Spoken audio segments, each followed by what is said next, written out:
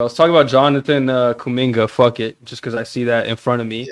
Yeah. He's leaning towards accepting the 1-year qualifying offer, which means he would just basically play this year for the Warriors, and then next year, if they don't trade him, next year he would just walk for free if he wanted to for nothing. So, Warriors fans, tell us how you feel. That's what it's looking like. He's literally refusing to accept their offer. They're offering him like a 2-year deal, $40 million, like a pretty decent offer. It's a shorter term contract, but it's a pretty fair offer. He's saying, nah, I'm betting. Like, I think I'm worth whatever he wanted, $30 million a year or whatever, which is nuts. But what do you think about him doing this qualifying offer 1-year deal for the Warriors? I'm done with Kuminga, personally. I think we should trade him. We definitely will trade him before the end of the deadline. There's no way that you'll get the opportunity to showcase that he's a $30 million player, which I think he's not. I think he is raw talented-wise, but as an organization, we do like pretty poorly in terms of like building players up. Unless you play a certain role, like Pods plays a certain role, and he knows that he's supposed to support somebody. So you'll grow as a support player to Stephen Curry. But if you want to be a star on this team drafted, I don't think your chances aren't high. So I see where he's coming from, where he thinks he has a potential to be an all-star, because we've seen flashes of his raw talent in the past. But, I mean, he hasn't done anything in the league to showcase that he should be getting that type of money. And he shouldn't have the person or the ego that he has right now with what he showcased, asking for so much money. And I think the relationship is already ruined to the point where, like, you give him a team-friendly contract that you can trade him for and both go your separate ways, because I feel like it's already a negative going into the season with him because of personality and just like team chemistry wise. So with everybody hearing what's happening now, I feel like the best option is to trade him and move forward. But yeah, I think the Kuminga era and with the Warriors are done. I think he would be good in Sacramento or like Toronto, another place where you can just get more opportunity. But here, and what do you realistically expect to get for him, knowing the situation? Basically, knowing that this guy's not going to stay here. Every team knows this, by the way. Like, they have Twitter accounts, they have the internet. They can see that, like, he doesn't want to stay here. He's on a 1-year deal. So, like, what would you realistically think is like, all right, we trade him, and I'm happy with this return given the situation?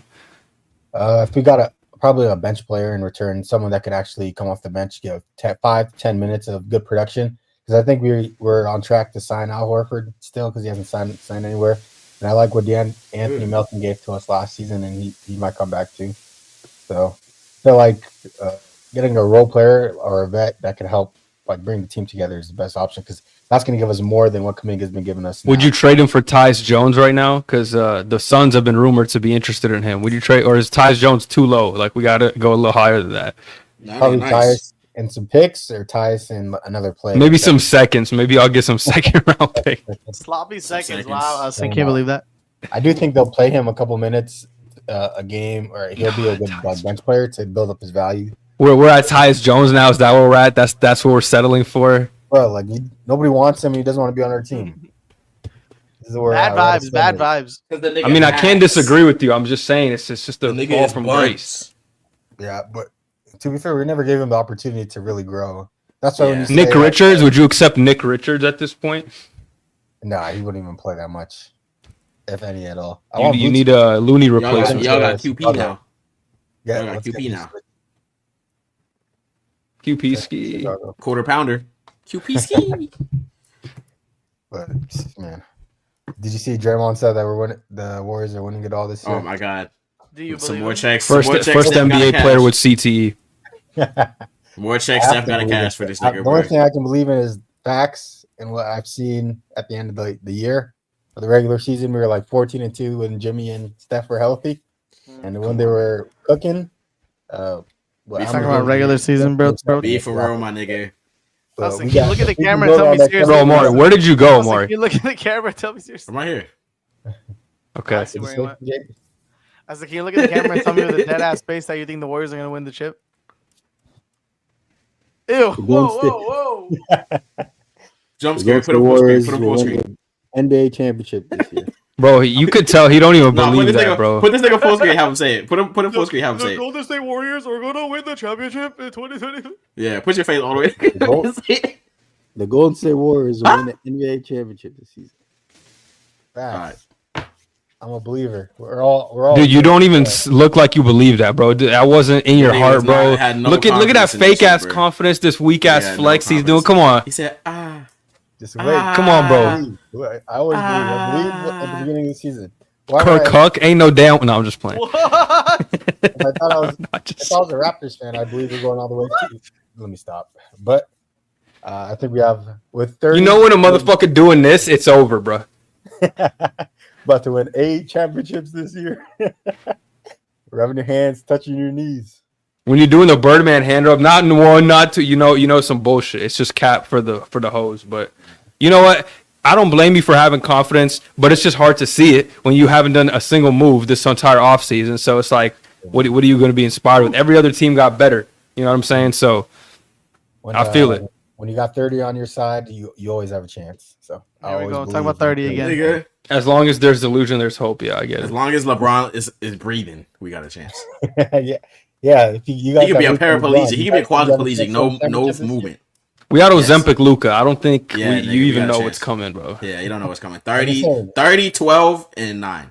When you have a star in the Okay, top what about 10 in the other player, 3 quarters though? an all-time top 10 player, I always think we have a chance. In his he's still in his prime. He hasn't showcased any type of fall off, and I think Curry's still that guy. So I always believe we have a chance of winning a championship. Yeah, I think the Warriors might break him this year, though. I think this might be. I'm not saying he's going to be bad or nothing, but it's just going to be like you going to see his head hanging on the sidelines, like Draymond punched somebody again. Like they've lost their 5th straight on the road. Podziemski is fucking getting Jack Harlow comps on Twitter. You know what I mean? Like I already see it playing out. I've seen the worst. Draymond literally choked somebody out and got suspended, and he still had faith. No, let me check. They're not going to be terrible, but it's just like you make 0 moves. I don't understand why they refuse to make actual not even. I don't even want to say significant. They don't even make moves around the edges continuously season after season. Like their moves is like we have draft picks, we'll use them. We'll re-sign players maybe, but that's it. Like we're not going to actively try to really get better. I don't understand why the Warriors have done this for years, bro. It's not just like 1 year, years. I don't know. When you have a Jimmy was the biggest championship, chance forever. I feel like they stay into it because you've won 4 with 30 being your best player.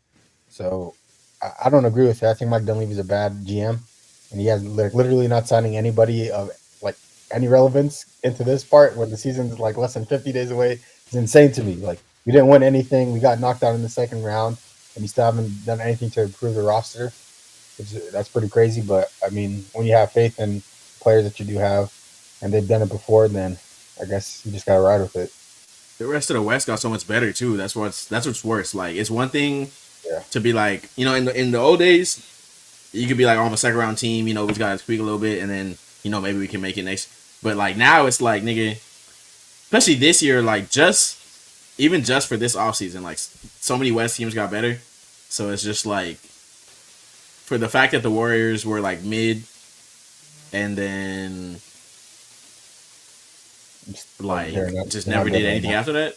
Yeah. The thing is like there's no like there even with the team, some teams they can stay put and it's okay because they got a bunch of young players, or it's like they need time to gel and grow and really like get into their own. The young teams, the Magics and stuff like that. But the Warriors, just like there's no young guy on this team that's like going to change anything. Like Pods, he can get better, but he's still like a role player at the end of the day. Kuminga, we just talked about him and how he completely fell off. It's like Moody's cool too, but again, he's kind of like a role player at his ceiling too. So it's like there's really no hope here either. So that's the problem with if the Warriors had. That's why I gave them leeway before in the past, because when these guys were young, it's like, okay, you can wait for them to develop and see what they become. Maybe there's potential, but now it's like, all right, we know where they are. It's 4 or 5 years in their career. Like, we know what type of players there are, kind of where the ceiling's at. It's time to fucking make a move at some point, because now we know what they are. There's no, maybe they'll be this, you know what I mean? So that's kind of where I'm at this point, where it's like, okay, there's no more ifs, ands, or buts. Like, you should, maximize your chances with Curry now. Yeah, and I felt like Jordan Poole was like 100% the answer. The way that he was playing basketball when he won the chip, and he showcased that he was next up, and we had everything laid together. It was a perfect situation for the next generation. Like he got knocked out, and that was I bet he regrets that now. Like a whole future just got punched out the door. Yeah, his future. Okay, we gotta chill out. Whole future is a little crazy, but his future as a number one on a championship level of roster was dead. What if he comes back? It looked like he was good, bro. Like I don't know. Maybe he can make a resurgence. Didn't he play pretty well last year? That was like 23. Yeah, but it's meaningless basketball. Nigga still hooping though. Like It's not even about It's not that. They his just fault, it's his mismanaged him. ass. They just the Warriors just mismanaged like his value completely. Like